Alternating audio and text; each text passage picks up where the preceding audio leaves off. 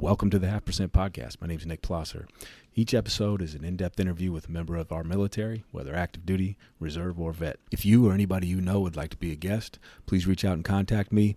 Instagram, Twitter, or Facebook, the Half Percent Podcast. This show is available anywhere you listen to podcasts: iTunes, Spotify, Ricochet Podcast Network, Google Play, Stitcher, YouTube, all of the above. Please subscribe, write us that 5-star review, and make us part of your feed.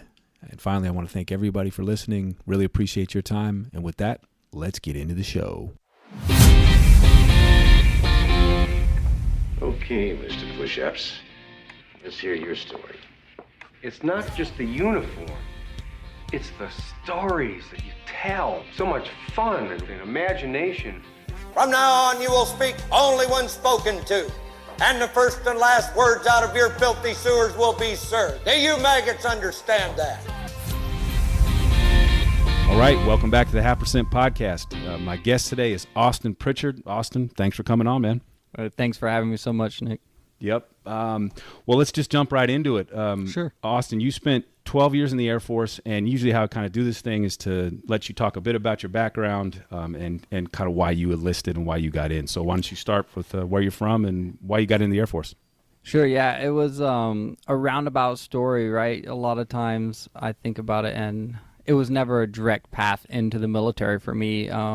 My family wasn't like a military family per se.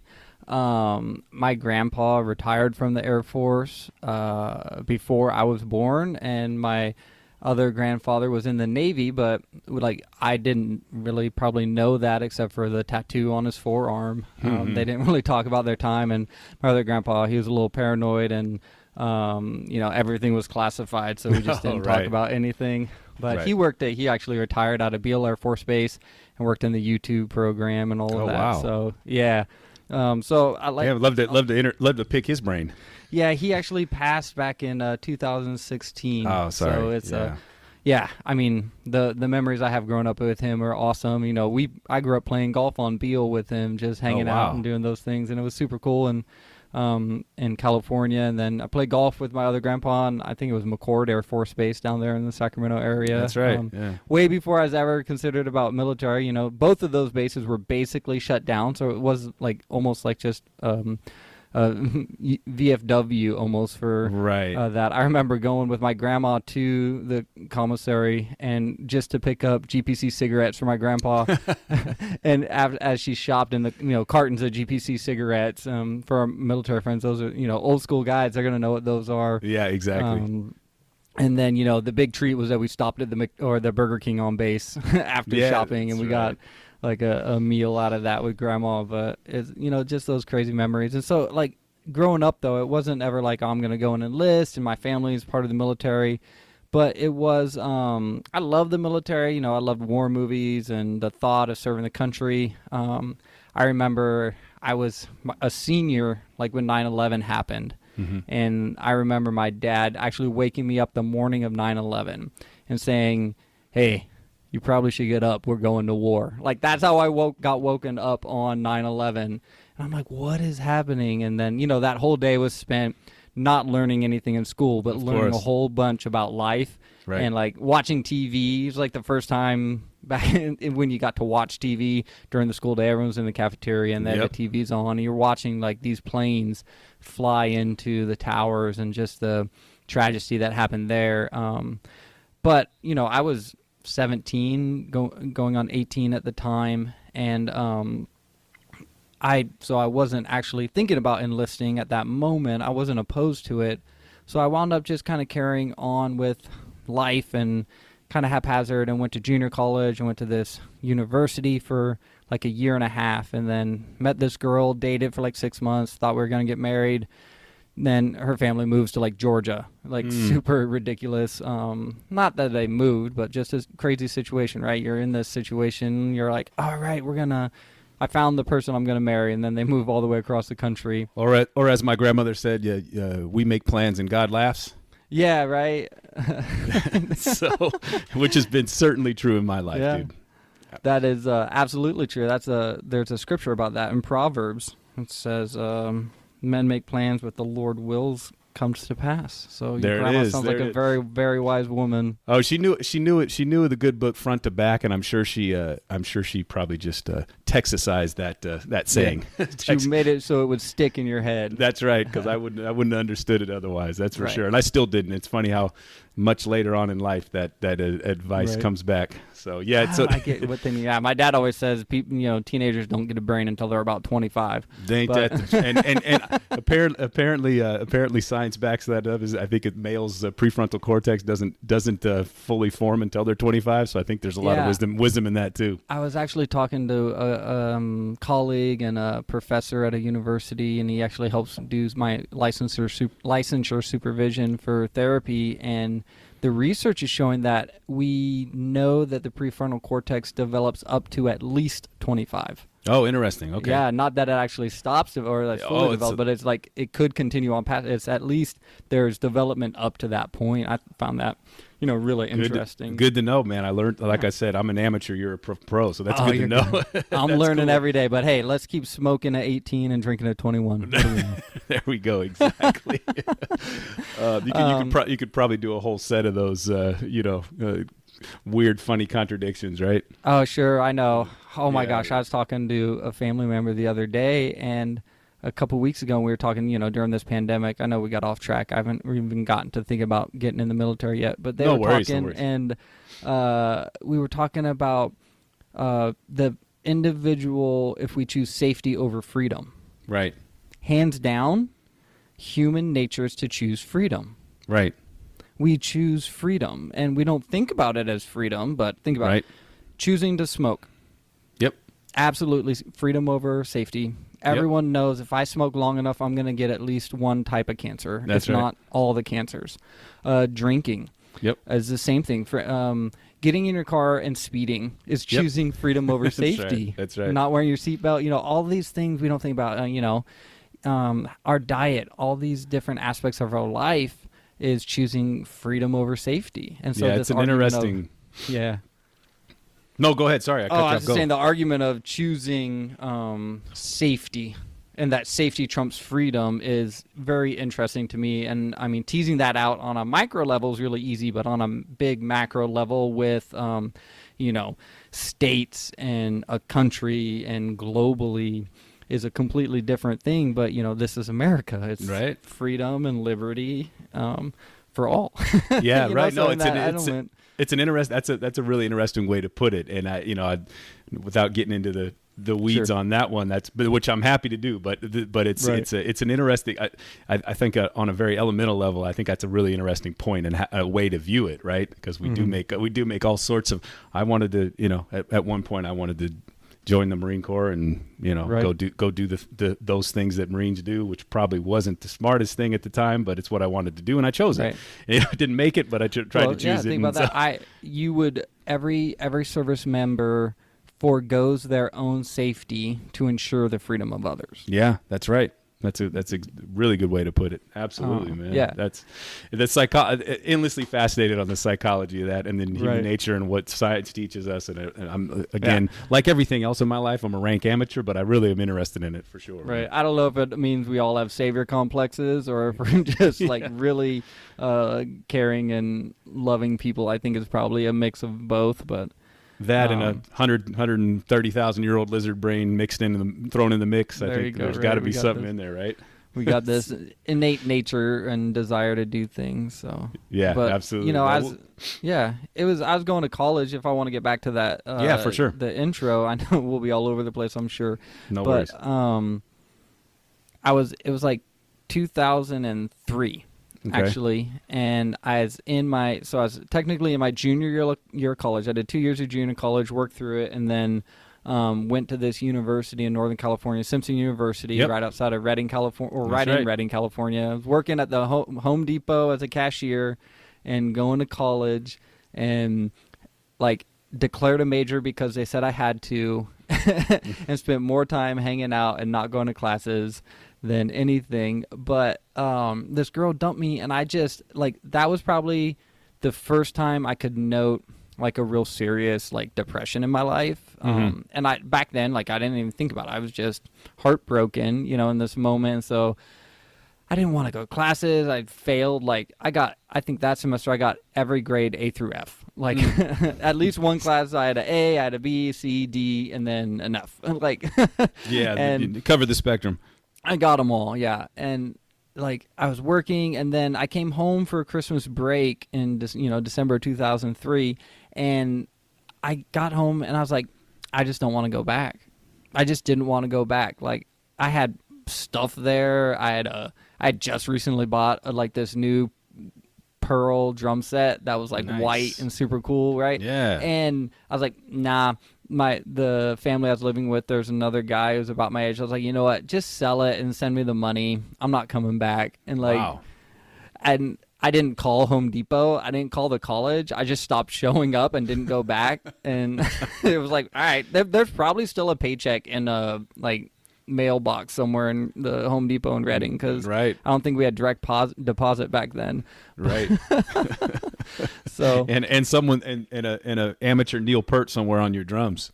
Right? Yeah. Well, they got sold. I don't know that I ever saw any of the money for the sale, but you know what? That was probably a long time ago. Probably saved you the gas and the trip anyway. That's probably where it probably came out good in that bargain. Reading's a hike. I've been up there. Yeah. Just a quick aside. Austin and I are both originally from Northern Cal, so I'm familiar with that area. Yeah, basically like roommates. Yeah, it was like a 3.5 hour drive and right. all of that, but it was far enough away from my parents that I didn't have to like be bothered coming home for everything. But if I wanted to, I could come home. Yep. So that was super awesome. Right. But and then you so you dropped out, and then like going into the Air Force, did you consider the other branches, or was it just did you always kind of know? Didn't know what specific branch I wanted to go to. I actually think I went to maybe the Marines, but I think the Air Force recruiter was the only one that was in his office when I went in, and so I talked to him. It was It's amazing how many times I hear that story, man. Like the times that you go, and when I went, I knew I wanted to join the Marines, but the Marines guy and the Navy guy were the only guys in the office at that time. Anyway, that's just funny. Go for it, man. Yeah, they all had separate offices in this little like strip mall thing in the Placerville, and so, but even before that, so I got home, and this was in like January, February, March, probably of 2004. And so I went like 3 or 4 months from Christmas, and I was sleeping on this inflatable air mattress in my parents' dining room, over this holiday, this whole time, because my parents are amazing at doing this, is that every time one of their kids leaves or this life change, they remodel the house. So they make it impossible for you to move home. That's a hell of a strategy, man. It's ingenious, right? So we had this bedroom. The house that they moved into used to be a 3-bedroom, and then they converted the dining room into a 4th bedroom. And so when my parents bought it, it was a 4-bedroom, and that's where my youngest brother was. When I went away to college, they converted that back into the dining room. And so now it was a 3-bedroom, and my other 2 siblings are younger than me, so they were still home and living there. Nice. And so I came back, and I didn't have this place to stay, so I'm literally sleeping. And my dad's this early riser; he's 5:30 in the morning. Of course. And then like he's the old school kind of guy where like if he had, I don't want to tell his story. He has his own story with the military that is very brief. Yep. But if he had actually been in, I think he would have been amazing in the military just because of his personality. Because he would come in as like, if I'm up, you're up, and if I'm at work, you're working. Go out and do like job applications, right? Right. So he expected me to be like doing job applications for 8 hours a day till I got a job. And sounds like be a great drill instructor, man. Right, and I'm sure he was smart enough to know that wasn't what I was doing because I wasn't getting any jobs. Yep. But like I would leave, and then I'd go out and get a couple applications, be gone for like 2 hours, and then come back and be at home and whatever. Yeah, I did a bunch of applications, Dad. And like eventually, so I worked with a couple friends, did some construction. I was like, this is what I want to do. I always liked the military and the thought of it, and I was like, maybe I'll get some direction. So I went and talked to the recruiter. It was a Tuesday, and it's the middle of the day. And I did that, and I talked to him, and then I went to my dad's office, and Tuesday evening, I was like, hey, I just talked to the Air Force recruiter. What do you think? Is this a good idea? He's like, I think that's great for you. I think you could use some structure and discipline. Right. I was like, I'm going to take that as a compliment and that it was a good idea, not as an insult to my personal character right now. And so over the course of the time, I went in, I did my aptitude tests and testing, and I scored really well. I think I was pretty consistent across the board. I think my lowest was like a 77 and my highest was like an 88. So the recruiter's like, you can do whatever job you want. Here's a couple. So I picked this job. It was a 2E career field for our AEFCs, which is like the MOSs for the Army and stuff. And when I was there and I was waiting to go in, talking to the recruiter, he called me. I remember he called me and was like, hey, you can get a $10,000 signing bonus if you go EOD.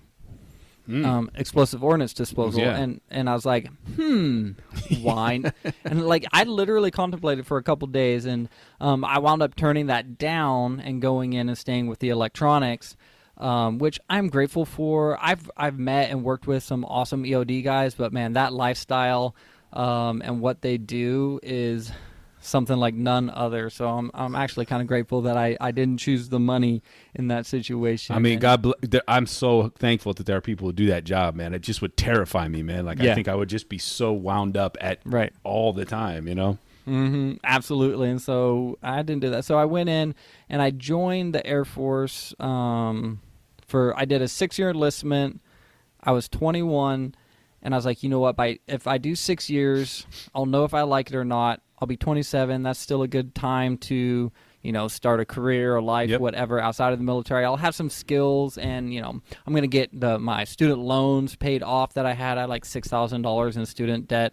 And they paid that off and got into the Air Force. I was, this will just be a good starting point. And that's kind of what led me into joining the military. It's this real roundabout, just kind of, series of events and doors that I walked through without any life plan for it.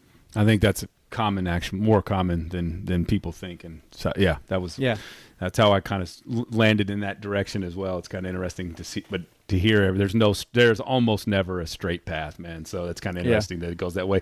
All right, so you got to basic training boot camp. Where was it? And then talk to me about ludicrous move, bitch, get out the way.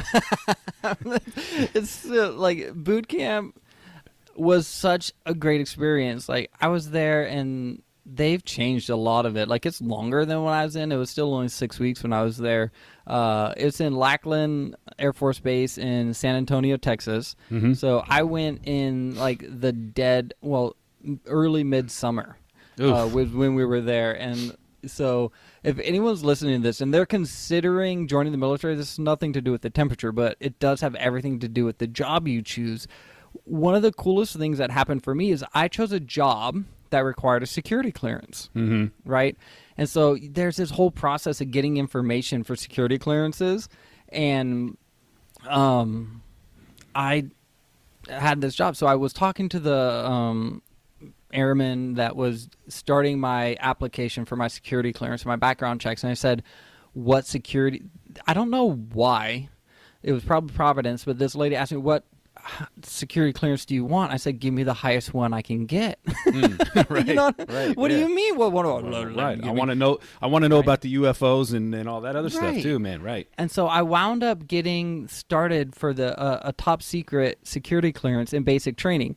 And literally I would have to go out and make phone calls. I got to talk to my family at least once a week in basic training because I had to call to get, I need this address, I need this person's name, I need this detail from my past. And so I'm getting to go make these phone calls that no one else was getting to do simply because I had to do it for my job. Nice. And so there's a little insider trick. Yeah. I didn't know that. Jedi mind trick number 2080, right? Right.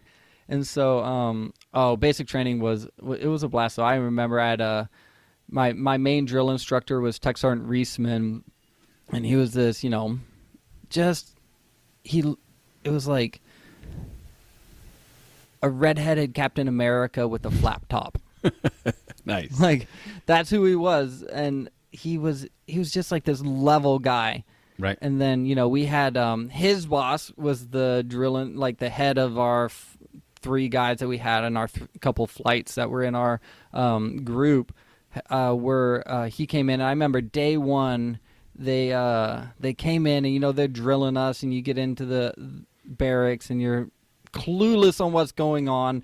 And they brought us into this common room, and we're just sitting on the floor. There's no chairs in this room. It's just this tile floor, and you're all sitting like, I don't know, crisscross applesauce on this floor. And they're like going and telling you all this stuff and yelling at you. And I remember the head guy's like, we can't cuss anymore. And I tell you, if anyone asks, I didn't effing cuss at you, did I, GD?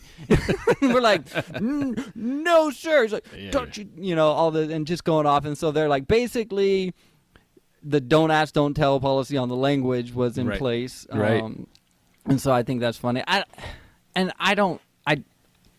used to cuss a lot more than I do now. Right. And I kind of choose not to, just out of personal reasons. But I think why have we gotten to the point where drill instructors in the military can't cut? Like, it's absurd is the reason why. It's ridiculous. Like, I don't even cuss, and I think they should roll that back.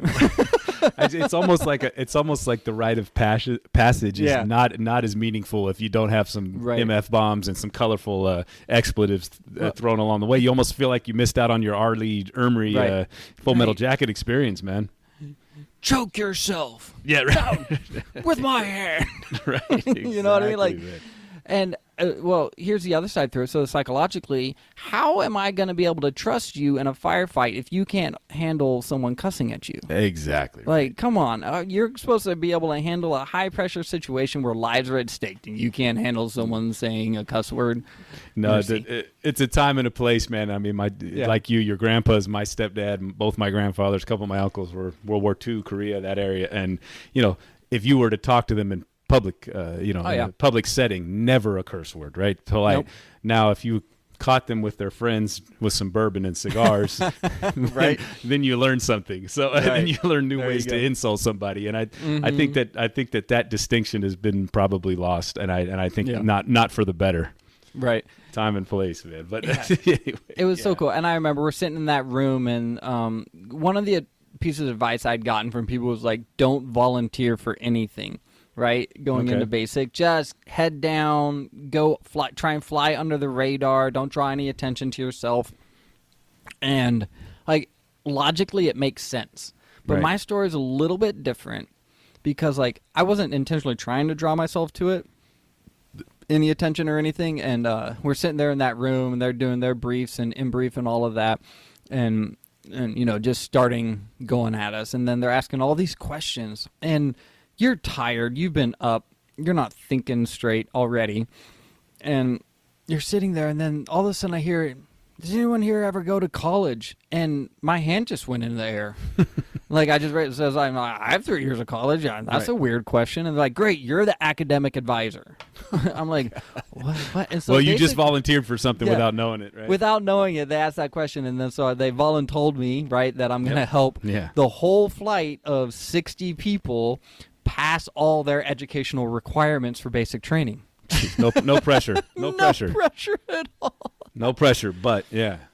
So, but the cool thing was, it was another thing like the security clearances, right? I literally got to fall out of formation, walk around, and like I would quiz people on the chain of command and ask questions. I'd be able to go one-on-one, so I made friends in the flight, and literally we would stand in formation waiting to go in the chow hall, and I'd be out with my clipboard with the questions that everyone has to memorize. I'd ask a couple, then I'd walk up to people and ask questions or whatever, but most of the time I'd spend just like talking and shooting the breeze with my clipboard next to one of my friends in flight. Nice. And anyone looking at it is thinking, there's the academic advisor running drills, getting that information. Like, so it was one of those things that Air Force hack, man. That's pretty. That's a hack. That's a life hack right there, right? Man. That is cool.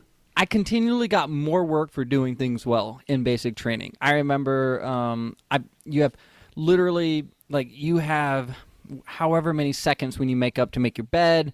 You have to have all your clothes folded in a specific way, and you have military corners on your bed. Your uniforms have to be in a certain order and facing and hung a certain way. All your PT gear and physical training gear had to be folded, and socks had to be folded in these specific ways, in these little 6-inch squares and all this stuff. And so I got my stuff set in my locker. And then the next thing you know, it was my job to go around the whole dorm and make sure everyone's stuff was folded correctly. Right. I'm like, what is I just did what you told me to do. I'm not asking for more work. Yep. I'm just trying to. But that's a problem. You show competence, and that's that, right? And so they're training you on that, and they're teaching a lot of stuff in it. I remember I learned the facing movements for the drills, so I became the A-flight guide, which is the person just walking in front of the formation. All right. Yeah. Right. And one thing, you had the guidon bearer holding your guidon, and then you had the A-flight guide, and then you had the flight. So that was my role. And then, walking through the chow hall, you do your facing movements or whatever. And in basic training, they have the dining facility, and in the middle, they have the snake pit. And that's where all the drill instructors sat and ate their breakfast or their meals, right? Snake pit, I love it. The snake pit, yeah. So they sat there. Basically, they looked to see they looked to identify the weak of the herd, basically, right. and see whoever's messing up or falling asleep or doing something they shouldn't, right? Taking 2 donuts on no donut day or whatever, right. And they would call you in and they would drill you on questions or make you do facing movements, all this stuff. And you had to walk to leave. You would drop your tray in the line, and then you'd walk down the middle of the dining facility, have to do a facing movement, normally left, if I remember right. It's been, a few years. And head out, and there was a mirror, and you had to do this. You had to do the salute and make sure all this stuff was correct. And I remember I did one time, I was going up and going out, and I made my, left face and heading out, and I hear, "Trainee Pritchard, get your over here," whatever. And I was like, oh, I know I didn't mess up. Right. I got over there, and literally, they're like, "You have all your stuff together. I need you to help, trainee blah, blah, blah, learn how to make facing movements." I'm like, oh, yeah, why right. are you doing this to me? More responsibility. More responsibility, because they're yelling at me, and I remember there was this poor kid, and I don't know what happened to him. I wish I would have kept in touch with some of the people from basic training, because there were some cool cats. Right. But this one guy, his last name was Judge. Nice. And so it was trainee Judge. Could you imagine? He was made to be a senior enlisted or an officer or something, like Captain Judge. Right. Of course. And but he was this 5'4", Coke bottle glassed twig of a young man, and this poor kid had no ability to march or get in rhythm. He was born with 2 left feet. Right. So he was constantly changing stuff and doing that. I remember we'd be doing our drills on the, parade grounds and on the pad and stuff. And we were marching one time, and we were just marching, and it took everything in me not to laugh during this. But and I still remember it. Tex Sergeant Reisman was going, "Trainee Judge, I swear, if you can't get yourself in step, I'm going to rip your legs off and throw them in the tree." And we're just like, what? Yeah, right, right. How does that help the situation? You got to literally, but they're just doing anything to try and snap you into this is important and go through it. And it was so funny to do that and, hear those things and those moments and the things that stick with you. But, and so did Ludacris and sorry, no, not that. That's great. Is it Ludacris? Did that eventually get Judge on the march, man, or what? Well, we all graduated. I remember he actually hung out with our family after graduation, went down to the San Antonio, down to the boardwalk, and spent some time with us. And I still have a picture of me and him, in our dress blues with little slick sleeves after graduation together. Nice. So, but yeah, so I don't know. My memory's kind of fuzzy. I remember little tidbits of basic training, I guess, and that's probably the way everyone's memory works, unless you're have that, perfect memory. Right. But I remember marching to the parade ground. I don't remember how we chose it. I don't know how we chose our cadence, but Ludacris's song "Move Bitch Get Out the Way" was the song that we chose. So That's funny. we were actually the last flight to march into the parade ground for graduation. Mm-hmm. So we were marching, you have 66 people in unison, right? Marching through the parade ground past every other flight of basic training graduates and saying, "Move, get out the way, get out the way," like for minutes on end. Like that's all you were saying. And basically you were saying it basically you're saying, we're the top dog, we're going, and we're owning this. And it was just like, it's amazing for that. And I'm sure some of my friends that were there had some influence on why that song was chosen. But that's funny. Yeah. Well, so what? So you said you were in security systems, cyber transport tech. Mm-hmm. So after basic, where do you go and what do you do? Yeah, so after basic training, I had actually a kind of a long technical school. I went to Biloxi, Mississippi, to Keesler Air Force Base, and I was there for 8 months doing training in electronics and base installation security systems. And so we did a whole electronics training down to the circuit level maintenance and repair, and then learning, passive infrared and balanced magnetic switches and FPS twisted pair security sensors on fences and buried coax for intrusion detection. So basically the language of, as if military acronyms weren't enough, the stuff you're talking about is like alien mixed with Latin and Greek. Right. So think like ADT home security. Yeah, right. On steroids, right? Right, exactly. So, exactly. Yeah, we just didn't put the little flag in our yard saying our security was there. Right. And so like you learn that. And so I was there for 8 months, living in an actual condemned building. And then we had, what was the hurricane that went through in Florida in 2004? Oh, I can't remember what it was, but there was a really big hurricane that hit, and it wiped through and actually hit Florida harder than Mississippi on that one. It was on the outer side of the coast and came through, but it actually did some damage on the base. We had to do some cleanup and stuff for that, and they moved us into new barracks because the ones we were living in were condemned and due to be torn down. They just didn't move anyone out of them yet. That's reassuring. Yeah, and so I think they had the nudge to do that then. So we moved there, and then I went to actually Fort Meade here in Maryland. Yep. And I was there for 5 months, I think maybe 6 months. It was it was either 8 months in Biloxi and 6 months up here, or it was the other way around. It was about 14 months of technical training. That's a long I school, had. man. Yeah. Yeah, so it was actually 2. So you have the security system side of it, right? And then you have the AFN. So AFN training is their Armed Forces Network. And so I learned how to be the technician for AFN, build their TV studios from the ground up, work the maintenance side of it, and how to build and repair their video editing suites, work on cameras and video cameras and things like that. Satellite systems. Nice. For transmitting video back, which tied into a job I did for 6 years at Combat Camera, where we did real-time documentation for campaigns and humanitarian relief and our satellites transmitted imagery back from wherever we were right to the Joint Chiefs of Staff. Oh, wow. And so it was my job to make sure that the satellite worked and that the cameras worked and that the video cameras worked and that the video editing and the computers worked. And it didn't all get interrupted or hacked or stolen or whatever. Right.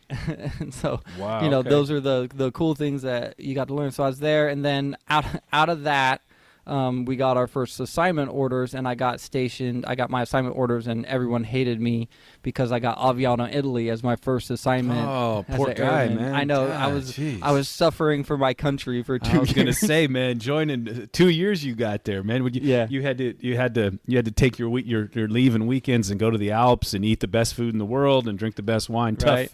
I feel for you. I didn't even have to take leave, dude. I'd take a train. It was a 45-minute train from where I was at in Pordenone, the nearest town, to Venice. So we would literally just hop on the train Sunday afternoon, go for dinner in Venice on the water, and then come back and go to work on Monday. Jesus, man. Yeah, Nice. It was miserable, right? Awesome. So it was Italy, and then you're right there. Switzerland was right there, Austria.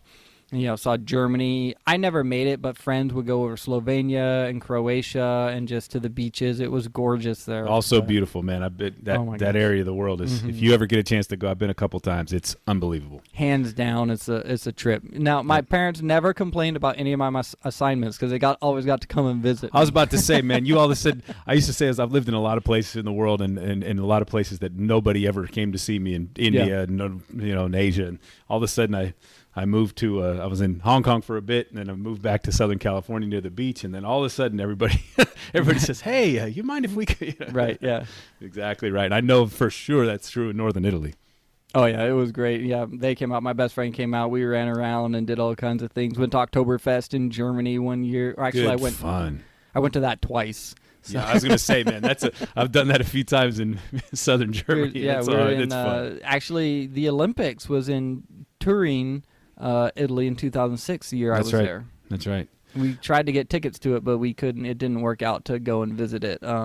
So yeah, that was my first assignment. We were there, and that was security systems. I worked base installation security systems as a 2E1X2 BIS apprentice, and then technician. And while I was there, it was cool. So we worked with security forces, the MUNS guys, and your comm guys. We were in the communications squadron. All right. Sorry for us civilians. Translate MUNS. Munitions. So you're munitions. Okay, gotcha. Yeah. Sorry. No. Don't apologize. Listen, dude. I'm a civilian myself. I know a little bit of the lingo, but I try to assume that not everybody does. So if I interrupt, that's what it's for.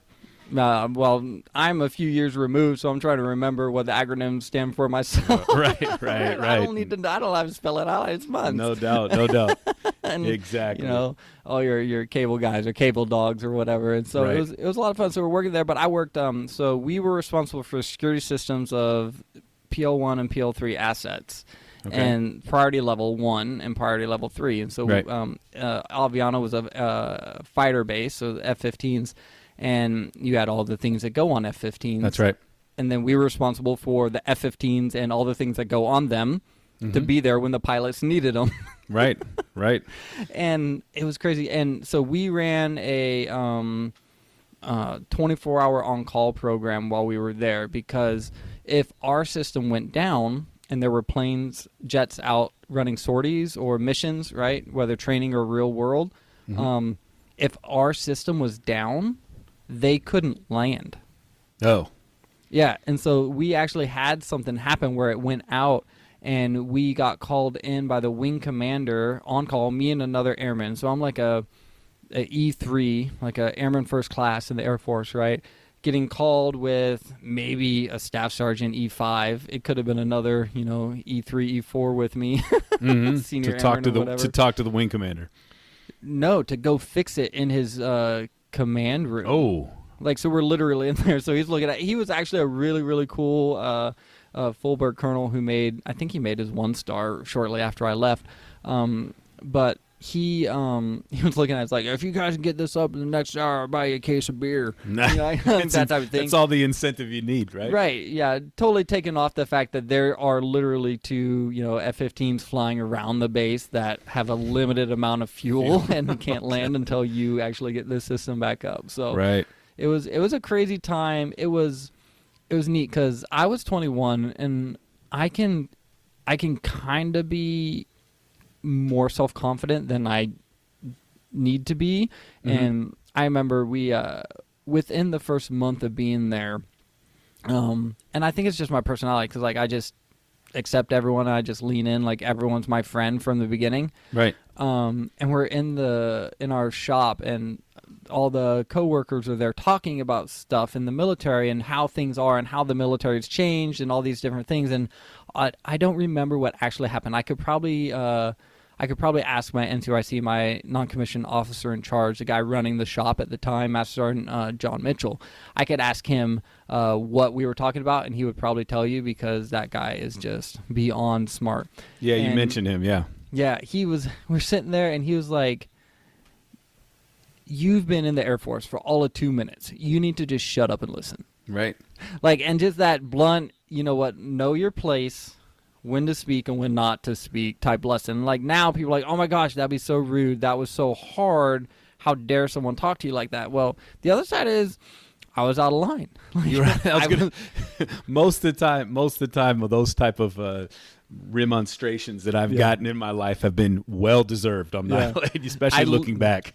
I literally did not know what I was talking about, and was so green that, you know, I didn't have any pocket change with the people. Right? They had all been there. They had all done their time. They had all been working and doing this. They had all been in the Air Force for years. And here I am, thinking I've been in the Air Force for a long time because I had 14 months in training. Right. 2 months in the real Air Force or military. And I'm going to give my input on the reality of how it is or what should happen. And I quickly learned that I shouldn't. Right. Since you mentioned him, man, I asked before the show about people that you remember, and you specifically named him, Master Sergeant Mitchell. So talk about him, and then also kind of how he's been so important to your development. Yeah, I mean, I'm still connected with him and friends with him. He's in Texas now, retired, and he taught me so many great lessons, and it was through simple things.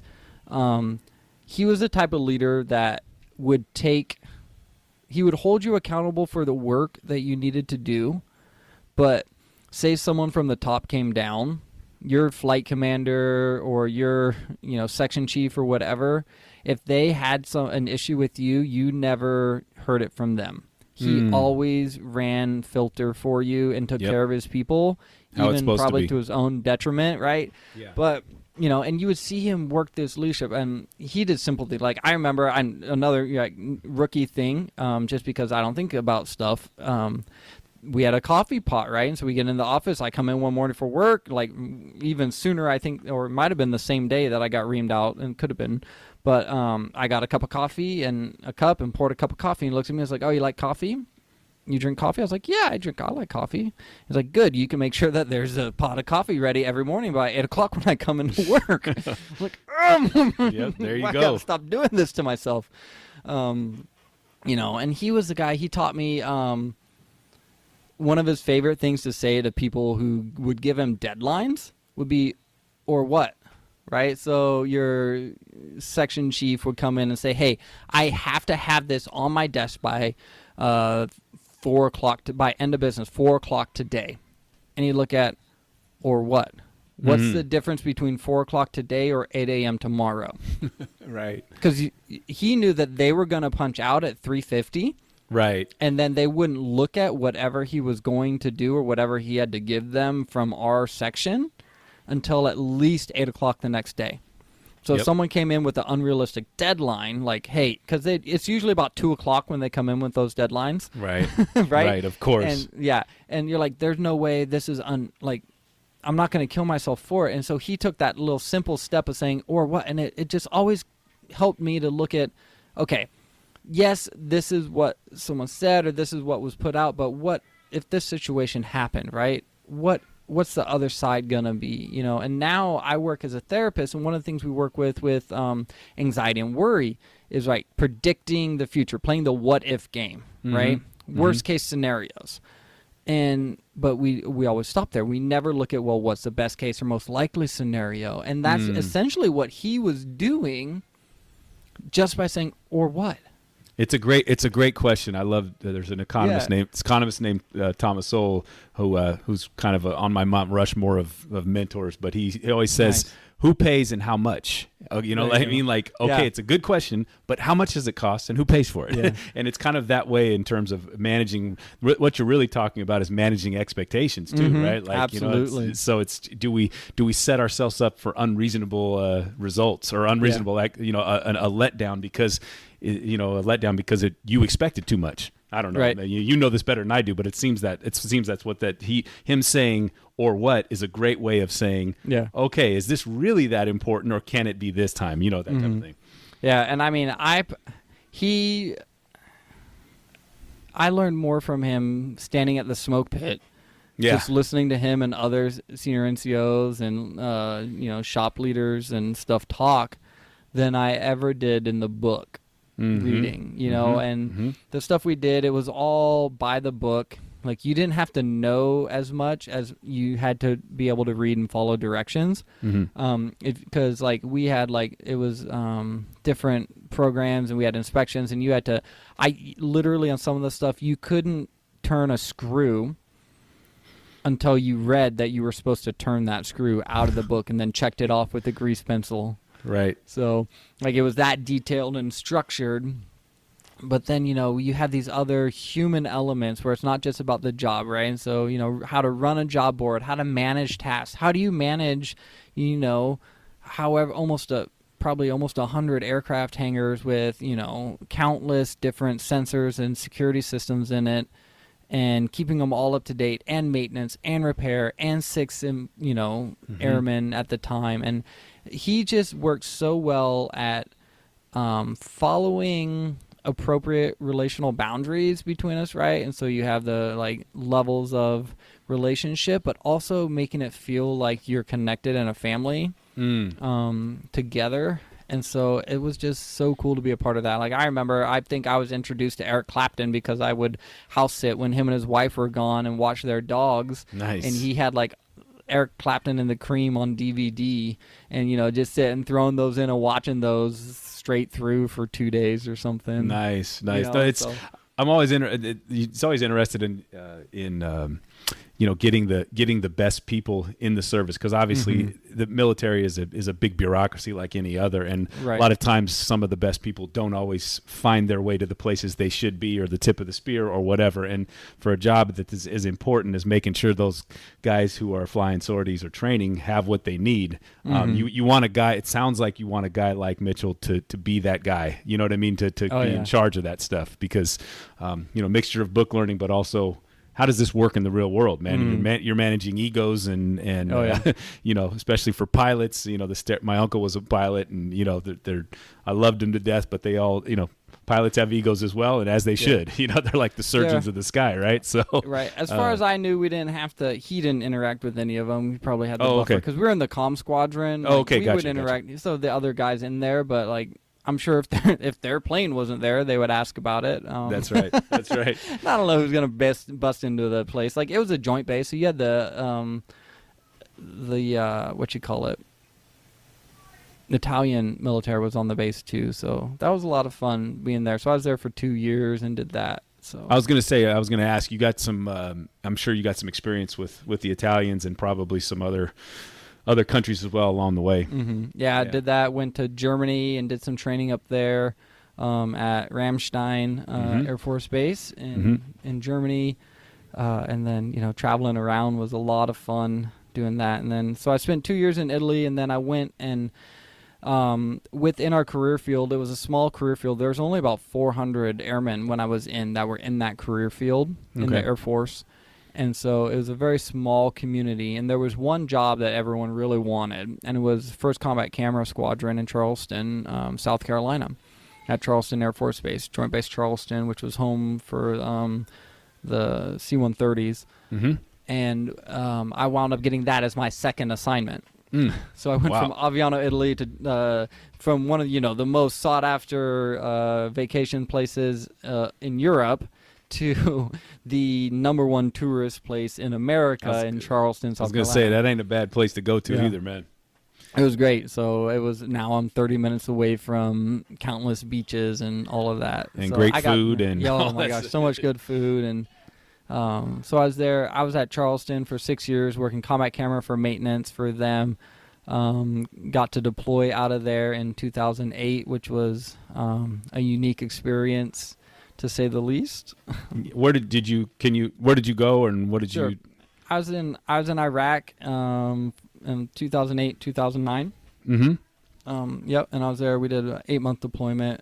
We combat camera deploys jointly And so there are combat camera in each branch has their own division of combat camera. So we deployed and with the Army, with the 982nd, and with the Navy, I forget their identifier, and then we supported the Marines. The Marines have their independent combat camera. I actually I went out on 18 different missions on my deployment over 8 months, and flew around helping different forward operating bases and established bases set up their satellite transmission systems back to the Joint Chiefs and maintain those. You got to see it. You got to see quite a bit. Yeah, I saw top to bottom and pretty much in between. I got to see. So fortunately, it was safe. I mean, we had some scares. We had some times where, you're out and walking around and all of a sudden the horns go off and, you got incoming missiles. And I think we had I never got told I couldn't say any of this, so I guess I can. But yeah, right. I understand. Well, if either of us hear something back, we'll cut it out immediately. If you get an email, let me know. No, seriously.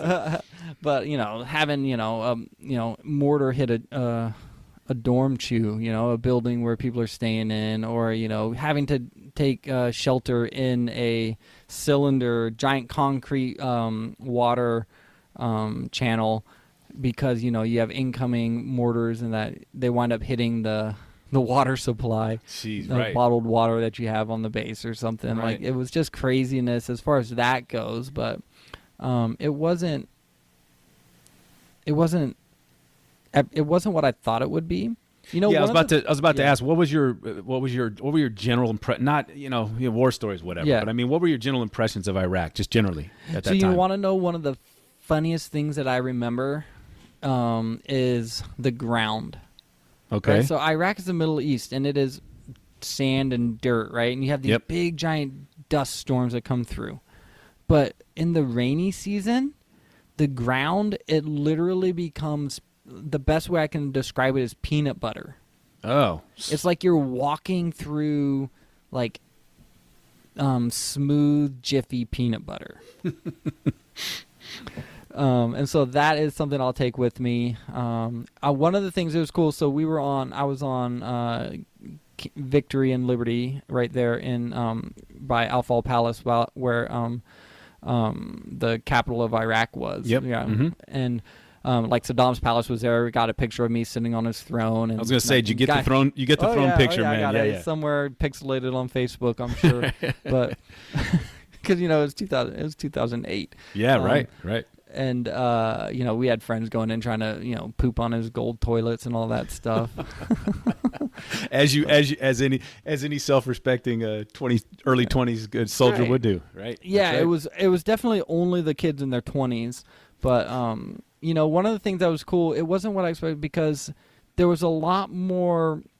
You would do a lot more to try and create a sense of normalcy. I know one of the things, I had a Master Sergeant Ken Bergman, one of my best friends to this day, who was kind of in charge of us and making sure all us knuckleheads stayed alive and did what we were supposed to. That's right. He was there in Charleston with me in the Air Force, and he helped, he taught me how to fly fish while I was in Iraq. I actually learned how to fly fish in Iraq. Fly fish in Iraq? Mm-hmm. That's a first. That's a first for me, man. That's the first I've ever heard. So we actually so I bought a fly rod on Amazon and had it delivered through nice through the APO, through the military post office in New York, and then shipped over through the military channels.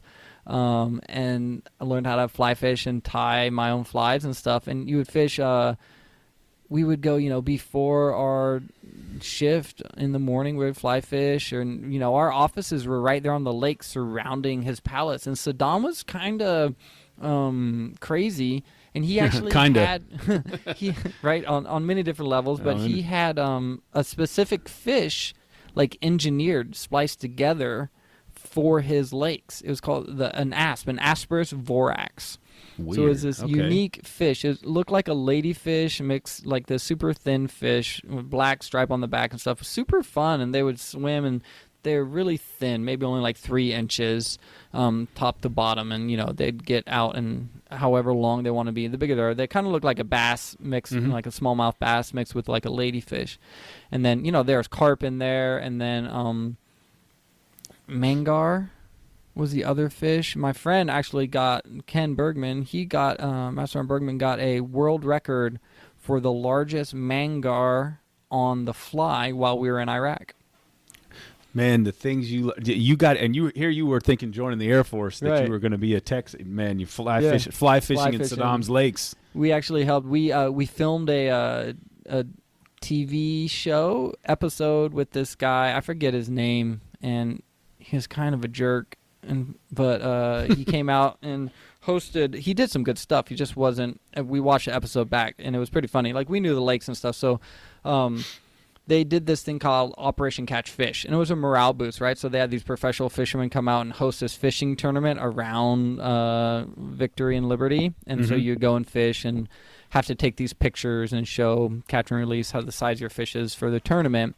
And we took him out fishing right at Saddam's palace because there's these giant carp and all these asps and all these different fish.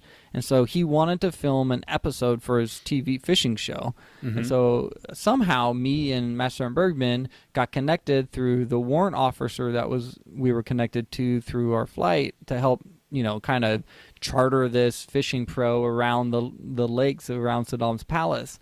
And he was like, they're right at Saddam's palace, the bridge that goes from the outside over the water surrounding it into his palace. You look down and there are, tens upon tens of these giant carp, from 20, 30-pound carp. He's like, hey, can we get out there and try and catch those? I was like, well, we don't have a boat or whatever. And then somehow we saw there was this green fiberglass canoe kind of just laying around the lake. Mm-hmm. And didn't have any markings, wasn't tied down or anything. And so we had this pickup. And so we actually were like, all right, meet us. We told the fishing pro to meet us at this spot at this time the next day. And the warrant officer, the master sergeant, and the senior airman, myself, right, got in the truck super early, went over, grabbed the canoe and the paddles, threw it in the truck. We didn't check.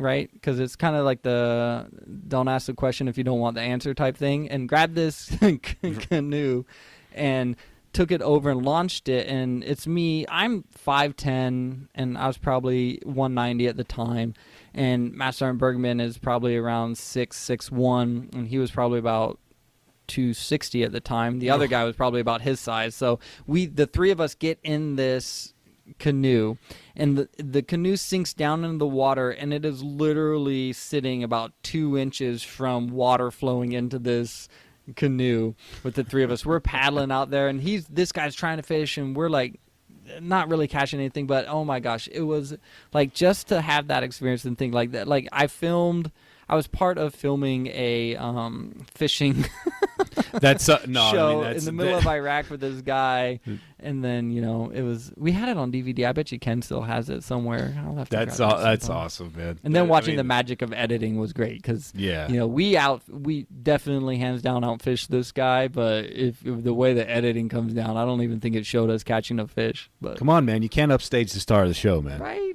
Hey, you came to Iraq to fish with the vets in the military, the active duty. Nah. Well, come on out here to SoCal if you want to. If you can land amongst the egos, man. Man, I miss fishing in California. I grew up fishing in the American and the Feather River. Yeah. Salmon and striper and steelhead fishing. So, Absolutely, man. That's cool, man. I didn't know about that story before, and that's awesome. Yeah. Before the show, that's very cool, man. Yeah, so we did. That was Iraq, and then we came back and so after Charleston, because you were in a total of 12 years in the Air Force. So after that was 6 years at Charleston, and then where did you go after? So after that, I actually had gotten married. I came back from Iraq. I got married, and then extended at Charleston, and my wife got deployed to Afghanistan, and right after we got married, and then came back and got orders to Korea. She also Air Force? Yeah, she was also Air Force. Okay. Mm-hmm. We were in the same unit together, and then she went to Korea, and we were going to go through this, but we wound up spending the first 2 years of our 3 years married on different continents. Okay. And so we wound up getting a divorce, but in that process, I was up for a new assignment, And I put in. What did I put in for? I think I tried to go down to Cape Canaveral, down to Florida, and then I was like, you know what? I'm going to put in, and I put in for a Defense Information Systems Agency or some, I forget what the S stands for, DISA assignment, and it was connected with the Pentagon, and so in the DC area, and I wound up getting stationed in Pennsylvania for my last 3 years of the Air Force, and I wound up actually doing something completely different because the Air Force thought that 2 jobs not really related wasn't enough, and cross-trained us again. Right. And half of the people in my career field became 3D ones and became cyber transport specialists. Okay. Which is a fancy word for like computer networker. Okay. System admin guy, right? Yep. So I came up and started working on computers and networks and running that stuff with DISA for 3 years. And then during that time, I wound up meeting my current wife and getting married, and she was from the Gettysburg area here. And at the end of that assignment, I had the option to I got another assignment to Texas. Oh, I don't remember what the base was in Texas. Was it Randolph? Maybe. Anyways, I got this assignment, and I had to re-enlist to take it, to actually have the orders go through. And I looked at my wife, and I said, hey, my parents are in California. Yours are in Pennsylvania. If we move to Texas, it's in the middle and fair for everyone. But it wasn't enough to convince her to move to Texas. So I'd say it like that and joke about it, but I don't think I was pretty done. I think I'd spent my time and done my service. You know, like we said at the beginning, I started thinking, okay, this is going to be 6 years and we'll see what I can do for my next step. And it turned into 12. And one thing that's cool about the military is they keep you from doing something too repetitively. And so usually you're at a place about 3 years. 6 years was a long time for me, but I had moved around in some other departments within the unit during that. And so usually you're only doing the same thing for about 3 years. And, you know, the first 6 months is training, and then you have about 2 years of doing something, and then the last 6 months is you training your replacement before you go. So you don't get too used to just doing one thing over and over. And it was the military type of thing was kind of, I was ready to get out. Yeah. And that was 2016 that I separated. I wasn't really sure what was going to happen with the elections during that time. It was, you know, actually kind of similar to this, and I didn't really want to deploy in another war again. That's right. I thought one would probably be enough for someone, and so I chose to say goodbye on amicable terms with the Air Force at that time, and transitioned out and started my master's for marriage and family therapy. Okay, and I'm going to get to that. Let me ask you quick. Just before that, though, I want to. At the end. Okay, so you started out with a certain view of the service, and you kind of touched on that. But you started out with a certain view of the service, and then how did your general views of this of the military change in that time? Like leaving in 2016. Sure. I don't know if I still view the military the same. Like, I love the military. Part of me kind of regrets not trying to go for like special forces stuff, just because the guy in me thinks that like that'd be awesome to be that. And while I was in combat camera, part of my job was to be able to work with contractors, and I headed up the technical or the combat training, advanced combat training and tactics training for our unit, because we deployed with everyone. Combat camera goes and documents everything, you know, Rangers, SEALs, Spec Ops, you name it. Every unit has, usually will have some kind of documentation with it, and it's combat camera that goes. So we would train with that. So we trained with a group in Charleston, threat management group. That was just awesome. I actually got to go spend a week at Blackwater before they got hammered. Interesting. Yeah, and got advanced tactics training at Blackwater, advanced driving, tactical driving training. A lot of fun. That always looks fun to me, man. Oh, it's so much fun. Shoot all kinds of guns. Got certified on, 50 cal machine guns with the Army for deployment. All those things that like people think about the Air Force. I think that's the perception, that the joke between the branches, you hear the chair force. Like, oh, the chair force, right. behind a computer or a screen and typing on your keyboard and being soft, basically. Yep. And my reality was so much different than that, and I get it. It's in jest, and we have our things we say about the other branches as well. Of course. I heard it all. Yeah, exactly. But over the course of those 12 years, probably the number one thing that changed for me was kind of de-romanticizing the military, taking it out of the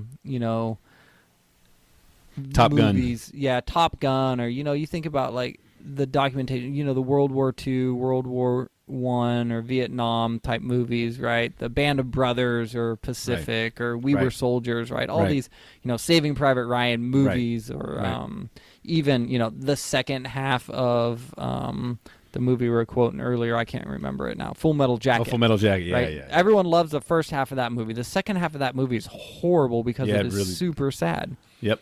Like, not horrible because it was a bad movie, but that's right. It's just like, it's heart-wrenching, right? Or Apocalypse Now, right? All these amazing Platoon, all these amazing movies. They do a great job of depicting that reality, but then I think the reality that I entered into in a post 9/11 military was so much different. But you still had a lot of the same people that experienced those things, right? You had people that, had been in Kosovo and been through the Cold War and been in the military, in the 70s during that time frame. And so I kind of was in this bridge section of between the old military and this new military that is embracing the advancements in technology. Right. We got to see, the drones and unmanned vehicles kind of come into play in the reality during that time in that sphere.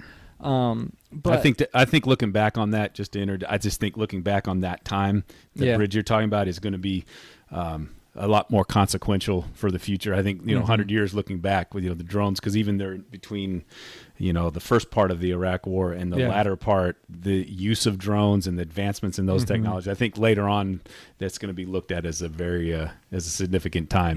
Kind of like the dawning of flight. You know what I mean? Like that type of thing. The Kitty Hawk of the military. The Kitty Hawk. That's right. Yeah, absolutely, man. Yeah. But and so looking at it, and so you have this idealized picture of the military in your mind because of everything you've seen but never experienced, and then the other side is you get in and you're not like packing MREs and grabbing chem gear every day. Right. And you're not like, you shoot guns and you drill and you practice and you go on trainings and you deploy, but the majority of the time it's just life. And the reality is more like if you mash up the Real Housewives with Space Force on Netflix, man. It's like I love you said that before. I love that. It's a perfect way of saying it. Because you have the military wives, you have the base housing, you have all of this, and then you have this different people that are in leadership and these different opinions, and it's so diverse. It's this swath of America. And it's not all just alt-right, militia. There's a stereotype, right? It's either these the strong quote unquote job, right flat topped, right. Yep. People. You get the whole spectrum. It seems to especially now with the tech. With the prominence of tech now, you're also getting a different. You're just getting a different type of person that you hadn't got previously. Yeah. I really hope that. I hope there'll be a correction at some point there where we don't go too far away from the human element of things. Yep. Yeah. I read a bunch of books about the intelligence services in the 70s and how they got away from human intelligence and. Kind of how that played into part in the early parts of the Iraq War as well, where we didn't have human sources and all that other stuff. So I found that interesting, and I guess it probably goes in waves, right? Sometimes I'm sure. you correct and overcorrect, and 70s in the military were a lot different than now, and in terms of how the public perceives it and how they treat soldiers and so on and so forth. So I think, you touch on a lot of interesting things. Anyway, could go on that, but I'm always curious to ask people who've been through that, kind of what their perception was when they joined, and then when they retired or towards the end of their career, what it was, and that kind of leads to. You're a pastor and a marriage and family therapist. Is that correct? Yeah, that is correct. So pastor's obviously that's a calling in and of itself. Is that something that kind of came later in life, or was that always a part of you? Or it was probably always a part, and something that I kind of ran away from when I was younger and didn't lean into in my 20s. Most of my time in the military wasn't time that I spent close with God, so it's stuff that I've kind of come back to as I got older. But I grew up, my dad's a pastor, and he's still a pastor leading a church to this day. Oh wow. Yeah, and they're in the El Dorado Hills area of California. If you're ever up in Diamond Springs, check them out, man. Solid Rock Faith Center. It's a great church in that area. Nice. Great awesome location things. too. Yeah, it's awesome. And so I got connected when I got up here into the Gettysburg area. I reconnected with church. My divorce really was a pivotal moment in my faith, leading to me reconnecting with God. And then just as steps opened up, I started serving at the church and wound up becoming on staff to this point. Now I'm serving as the associate pastor at the church where I'm at. And, coming out of the military, right before I separated, I got my bachelor's. It took me about 15 years to finally finish my bachelor's. Hey, you got it. You got it, dude. That's all that matters, man. Yeah. I did much better with my master's. I did that in 2.5 years. But I started that a few months before I separated from the military. And I was trying to think, what could I do that had the most benefit? Do I want to go to seminary to be, a minister? I was like, I'm pretty comfortable with my aptitude in ministry and doing that. And then I chose marriage and family therapy because I believe the majority, if not all of our problems come back to relationship. They come back to our families and come back to our marriages in some level. Even the individual things that people deal with, individual counseling, the stuff we're coming in for, it really comes from a breakdown in relationship and a breakdown in the way things should be in our lives. So I chose that as my master's, and then I graduated last year from Liberty University with my marriage and family therapy degree, and started man. Congrats. working at a local agency outside of that. So now I do that, as well as dabbling in what private practice would look like as a marriage and family therapist, as I work towards pursuing and finishing up my licensure program here in the state of PA. That's awesome, man. That's really cool. I happen to agree with you, by the way. And also just generally the breakdown of marriage and that type of thing. I see it in coach basketball for 10 years and dealing with young men. The almost without exception, you can see a clear delineation between the kids who come from two-parent homes and those who don't. I mean, it's I'm almost never seen any exceptions from that, and it's a vast difference. And so communication and being trying to be in my own marriage as well. So that's very cool that you and also interesting that you spent a career in the Air Force, basically around tech and that type of thing and security, and then you've come to marriage and family therapy. Right. I think I love it, the fact that it's not just one career path, and that's been my life as well. Yeah, it's all over the place. That's what I said. I told you earlier, I feel like sometimes I'm too little butter spread over too much toast, because I just am all over the place, and a ton of information on a lot of different things, but it's really hard at that point to also become a specialist at something as well. Yeah, but I mean, like you said, you go where the calling takes you, man. And and I always, you end up where you're supposed to. I think probably. I have no proof of that, but I think that's probably probably true at least. What did the Air Force prepare you for this in any way? Can you, looking back in rearview mirror, can you see things in the Air Force? I'm sure dealing with, was it Master Sergeant Mitchell? Did I get that right? I'm sure things that you've learned from him in terms of how he dealt with people and managing people probably help you now. Absolutely. I think it's given me, you know, a unique perspective on a lot of different things, and the way I view the world has been shaped. You know, when I came back from Iraq, fortunately I didn't have to fire a weapon. You know, I didn't have to shoot at or hit anyone, but that's not the case for everyone. But even coming back, I remember coming back, my best friend was really concerned because, you know, I struggled with the reintegration and acclimating back from Iraq, because there's a mental toll, I feel, that is put on someone when every day you wake up and, you know, before, the first thing you do when you wake up is either you pee into a water bottle by your bed, or you grab a loaded weapon and strap it to your body. And it's actually both, because you sleep with loaded weapons, right? So you have your 9mm Beretta and you had your M4. So, and the reason why you would grab those is because you never knew when you were going to look at a specific person and have to make the decision of, I have to shoot you before you shoot me. Right. And so for 8 months straight, for 12 months straight, for however many deployments that all of our military go on, that thought runs through their head every time they see, you know, a specific person or people group or go in a situation.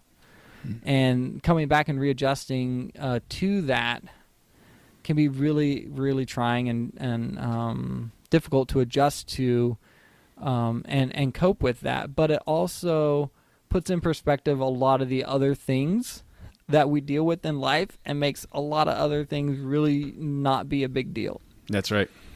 And so I'm probably way more laid back than I used to be because of that, or, you know, not get worked up because of things, because of my experience in training in the military and the way they make you view things and train you and make you think, because you can't get emotional in the moment. You can't lose your composure in the moment, because if you do, you might die. But worse yet, you know, your wingmen, your counterpart, your partners and friends might die.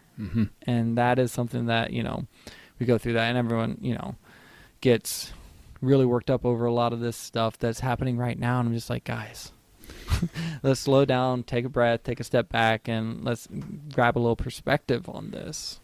Gives you an extreme version of don't sweat the small stuff, and it's all small stuff type thing. Yeah. And right. Yep. That's really a good perspective, interesting perspective. And I lived overseas in a lot of places that didn't have what we take for granted and I haven't experienced anything as extreme as combat, but been in some really, really interesting and hairy situations and crazy places. And I realized that I was changed after moving back to the States. And you just kind of, I just kind of go, God, what are you complaining about? You've got potable water, you've got running water, you've got air conditioning. I mean, you've got relatively safe streets, you've got the police who will come when you call them, your roads work. I mean, just things like that. And I think that that's one of the great advantages to having the experience that you have, because it really does, it helps you be, I think, the gratitude is the most important thing that we could all have at the beginning and end of every day. And I try to keep that in mind at all times. Just there's so many not small, but, you know, seemingly insignificant things that we all should be grateful about that I think too many of us are not. And so your experience obviously makes you really keenly aware of that. Yeah. Yeah. So true. Yeah. So, well, man, I really enjoyed the conversation, man. Before we go, how can you have your own podcast as well? And that's how I found Austin. So, can you talk a little bit about Homestead Family Therapy, and then kind of talk about your podcast, man? Sure. Thanks. Thanks for offering up your audience to listen to that. So absolutely, and I'll put the link in the notes too as well. Yeah. So I have the podcast is called Homestead Family Podcast, and you know, my goal out of it, and being a marriage and family therapist, is that I wanted to put out some stuff to help people build sustainable families and talk about the things and do interviews with people I know in my life and I've had connections to to answer questions that people have in their relationship, put out things that I've learned that are helpful, and build, sustainable families is really the goal of the podcast. And, you can find it. You can go to homesteadfamilytherapy.com, and it's right there on the homepage. You just scroll down to the bottom. There's the embed player for the playlist, and it'll take you right to all the episodes. You can find it on Apple and, I don't know, Stitcher, and it's everywhere. Anywhere where you listen to podcasts, Anywhere it's available. Yeah. Overcast, Stitcher, Spotify, it's available on all that. Yeah, it's there. And I'll, like I said, I'll put a link to your website in the show notes. Oh, man, I appreciate it. It's so cool. No, absolutely, man. That's I really I think it's important work that you do, man. It's amazing that 130,000 years of evolution of the modern human, and we're still the most important thing we do is do poorly is communicate with each other. I think far too much, and if you can help that keep some marriages together and help people deal with their stuff, I think that's awesome. And using technology to do it is even better, man. So I think that's really cool, man. Awesome. Well, thanks so much, Nick. Yeah, absolutely. Well, Austin, great to talk to you, man. Again, find it. Go check out your podcast. Go check out in your services as well. If you're I tell you, I love listening to yours and hearing the conversations you're having with so many of our military and veterans. So thanks for putting this out. It's a great podcast. Cool, man. I appreciate that. Obviously. So, all right, man. Well, I'll hopefully talk at you soon, man. And I really appreciate the time. Yeah, absolutely.